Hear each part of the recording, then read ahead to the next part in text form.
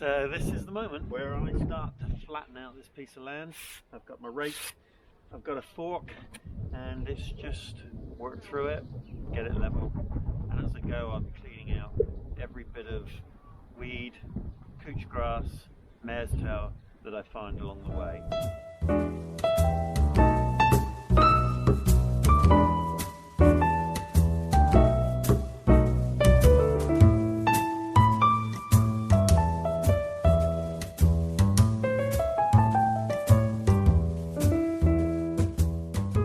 To level like this, it's very easy to be caught up in the illusion of the small amount of space that you're working in.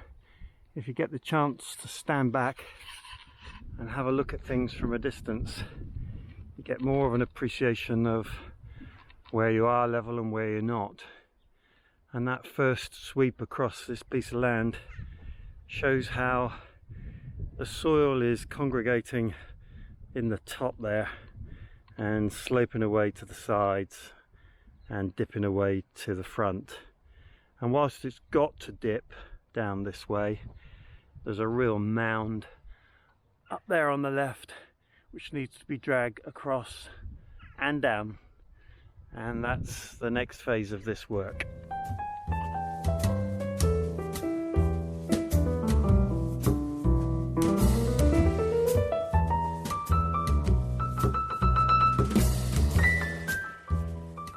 Better. You can see now that we've got less of a hump on the top left hand side, but we've still got a raised area in the middle there, and I'm probably going to drag that over and down. But all this raking and shoveling that I've done has resulted in there being soft areas throughout that whole area.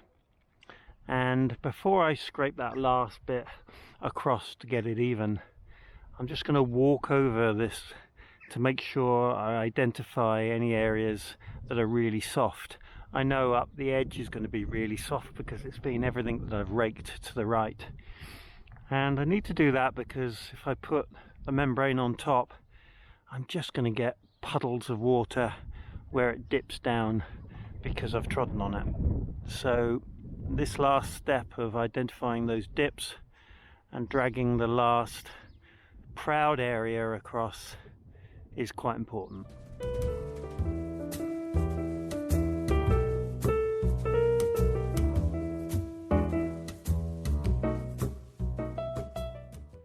There she blows. That'll do me. That's as flat as I'm going to get it, and I should be fine for walking on when I've covered it with the membrane. Physically really hard work, but well worth it. So I'll leave you there. I'm going to let that settle now, maybe even for a day or so, just so that everything settles down and it's ready for the next stage.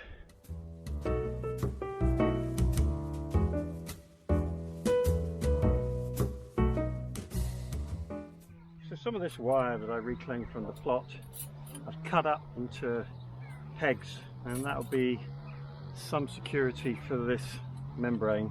And the other thing that I'm going to use is these plastic pegs. I'm not sure how secure these are, but we'll give them a go.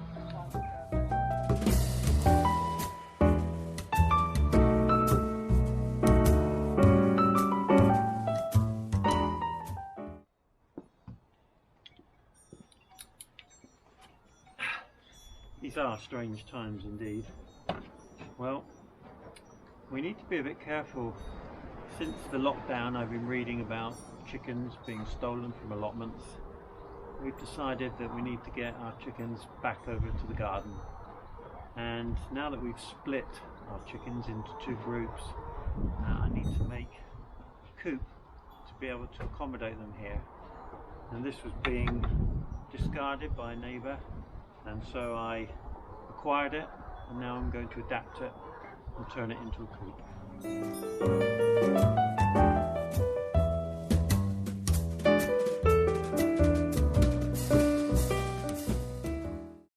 So this container was originally used to put recycling bags in. So it came to the end of its useful life for its owner, and they decided they would upgrade it and do something different.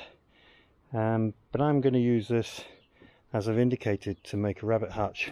So to start with, I'm just putting in some stretchers along the base, and they will enable me to put a floor in, and then I'll tidy up one or two of these edges, construct an entrance at the front, and this will be the nest box. So I'm going to need some sort of barrier across here, and then I've got to fashion a roof of some description.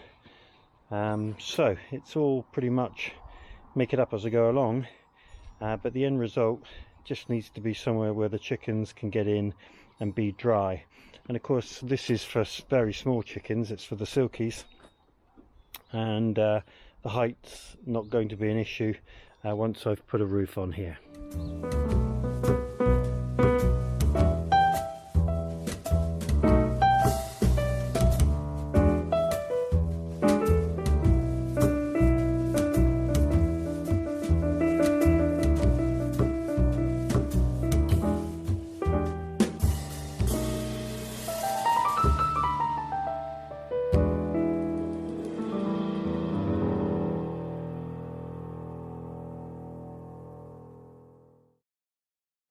So that's the floor in, quite a job, nothing straight, but a bit of freehand cutting. It's a bit like laying a carpet. We've got a floor in, so it's a good place to be. Now we need to put on the front and the nest box partitions. Well, quick walk around this morning. It's a beautiful sunny day, in fact it's t-shirt weather. We're going to look around and just see what's happening. And then I've got some fairly significant jobs to do today. So the polytunnel is open. It's got up to a staggering 48 degrees C in here. It's currently 23 at 9:30 in the morning, and got down to minus 1.5. I've given the seedlings a watering. They are really coming on in this flash of warm weather that we're having. But cold weather is predicted, and it's tempting looking at everything thinking, what could I put out? But in reality it's probably not a good idea. Ooh, I remember I ought to show you those lamb's lettuce that I took out of the ground. They've come on really well, and looking a bit untidy here, but just look at these strawberries, all the new growth that's come on to those plants that I planted just a couple of weeks ago. So I'm getting very close to the moment when I want to add more plants into the other ones that I prepared. Look at the cold tray, and you'll see what I mean when I say that you can get easily tempted to put things out. If you just look at the growth on those broad beans, I gotta confess it is going through my mind, but I think I'm going to hold off.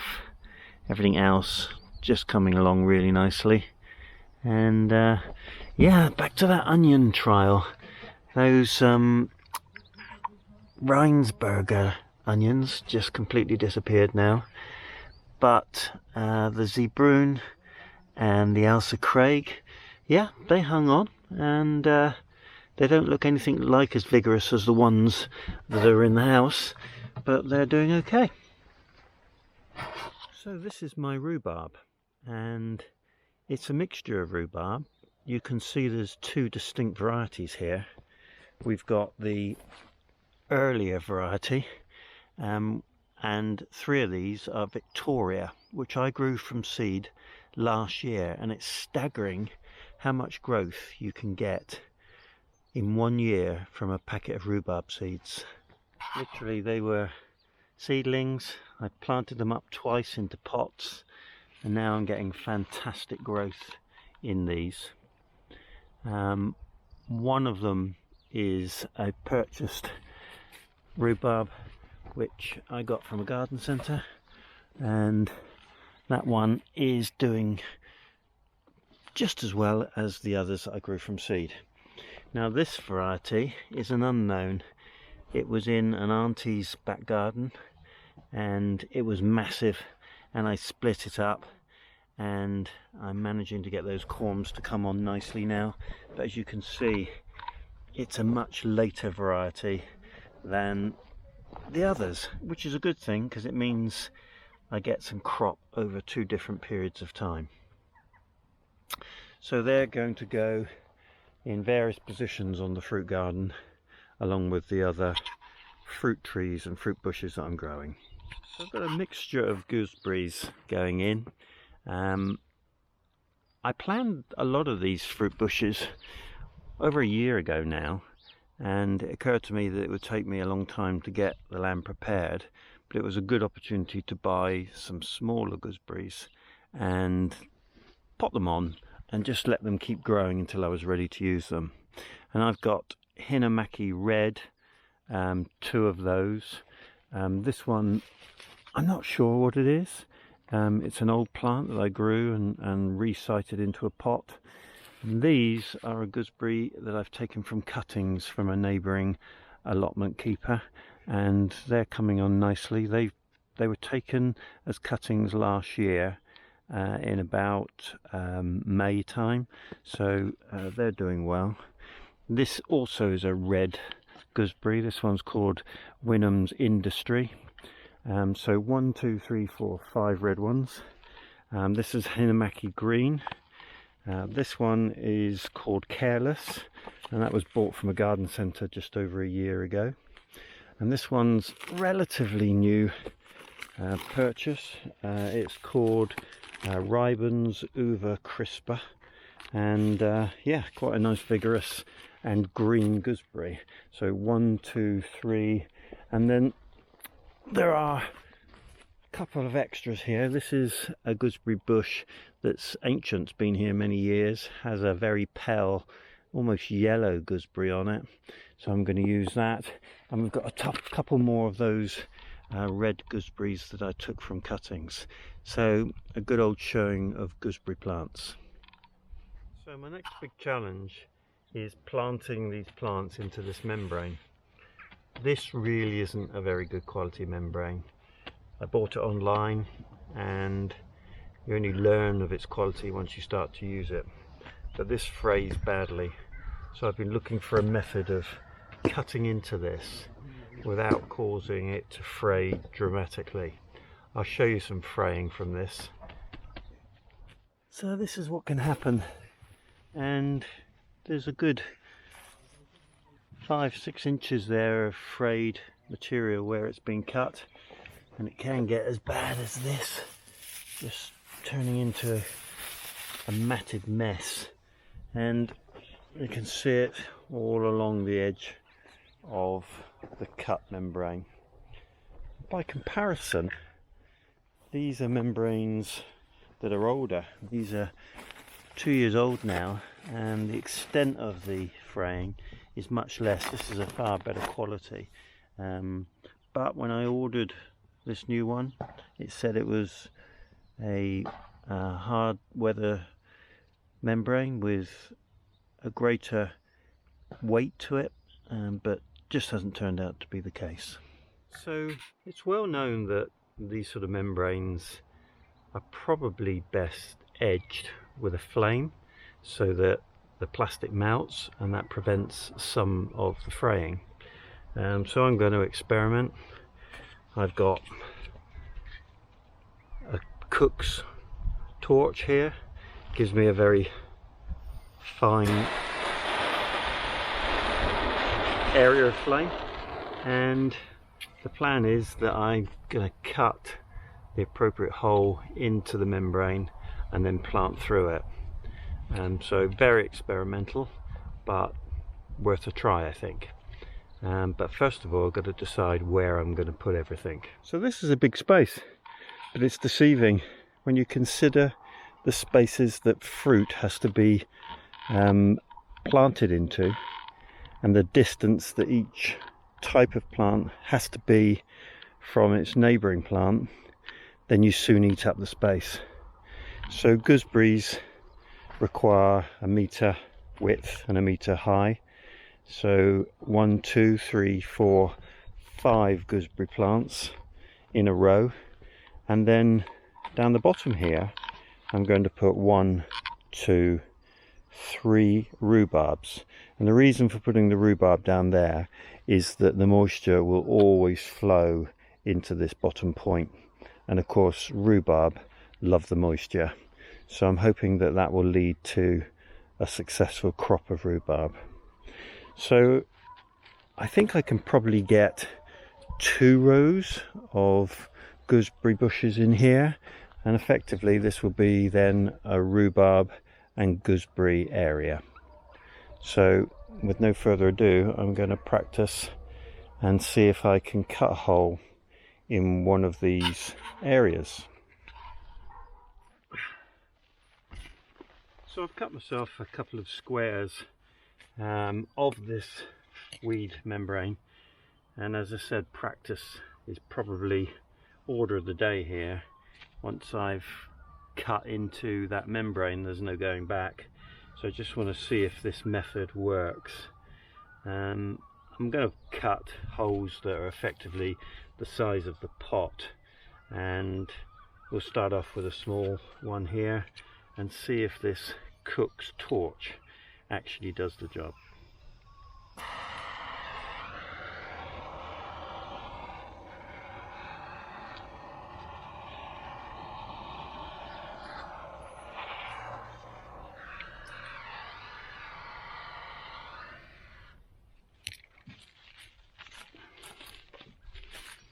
So the membrane obviously on the plot is under tension and it won't pucker in quite the same way, but I think that's reasonably successful. All those edges are now melted, and that should minimize the fraying. So I think I'm going to give that a go and see how I get on with it under tension. I might have just one more practice.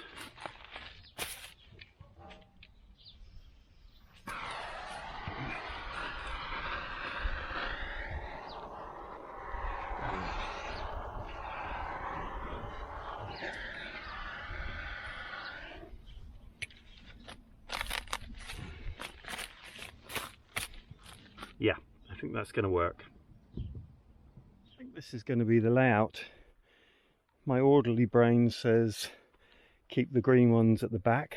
I've only got 4, so there is a red gooseberry to finish that row off, and then we start with the same species of red gooseberry, which is the ones I took from cuttings, and then 1, 2, 3, 4 more red gooseberries to follow. So that is a complete row of red gooseberries. And then with the rhubarb, slightly different spacing. I've spread those out, and they'll effectively be a wall of rhubarb in the spring because they are the early variety, and I would imagine they'll fill that space. Interestingly, if I look at a plot that's neighbouring me, this is a very mature rhubarb, and you can see the sort of size that it gets to. So this is your moment to do it once and get it right, and you just need to survey the space from all angles and make sure that you're happy with how it's going to look. And I'm pretty happy that I'll be able to get to all those bushes and pick the fruit when they're mature, and I should be able to get to the rhubarb nice and easily from whatever path layout I have here. And so all in all, 10, 11, 12, 13 fruit bushes fill that whole area. So this is the real moment of truth. I'm going to cut the hole for this gooseberry. I'm working on the basis that I can dig down with a trowel. I know the soil is nice and soft because I've weeded it and dug it. And I'm going to try and cut for the diameter of the top of the soil, and that will prevent any additional space for weeds to come through. So here goes. Wish me luck.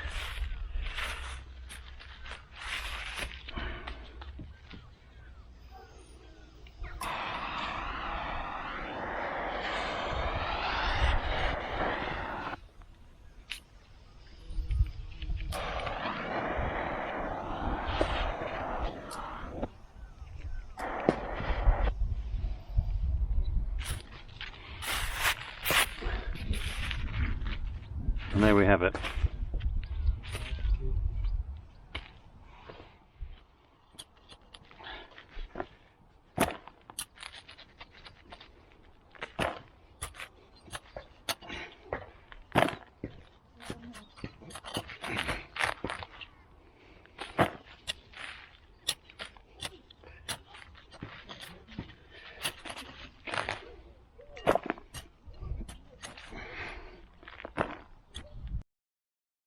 So there's the hole dug at an appropriate depth. The pot goes into it, and the surface, by the time I push that right down to the bottom, will be flush. This pot is full of maple seedlings, and this comes off the tree that is over and above the nursery and compost area. So I'm going to pull all those and any other weeds I find in the pots. Given that I've de-weeded all this soil, I don't want to just add to the problems of weeds, and it's also covered on the surface in sycamore seeds. So I'm going to take those off, sweep those up in a moment. And then what to put in here? Well, with gooseberry bushes that you're planting like this in spring, probably just some rotted manure is the way forward. So I'm going to use just a sprinkle of that on the bottom, and I'll probably put a bit on top as a mulch, and we'll get this fella into the hole.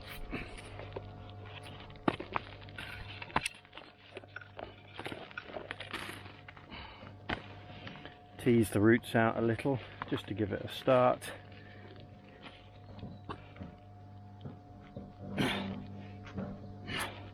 And there she goes, straight down and in. And I'll take a little bit of the soil that I took out and a whole lot of the mulch, rotted manure on top. Now, I watered the hole before I put the plant in, and that'll be enough moisture for it for the time being.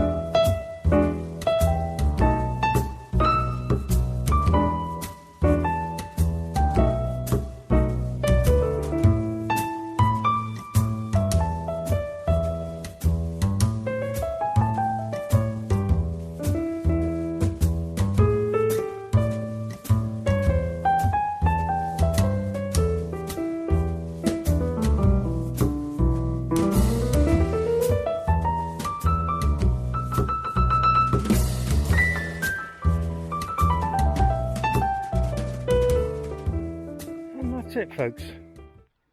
One fruit garden area completely planted with gooseberries and rhubarb, and now I can move on to the next areas in the comfort of the knowledge that all these plants are in their final position, and that feels good. That's me done for today. See you later. I do hope you enjoyed the video today. If you did, click the subscribe button, click the like button, and if you want updates from me each time I upload a video, click the bell and select all. I do hope you have a great day. Diolch yn fawr.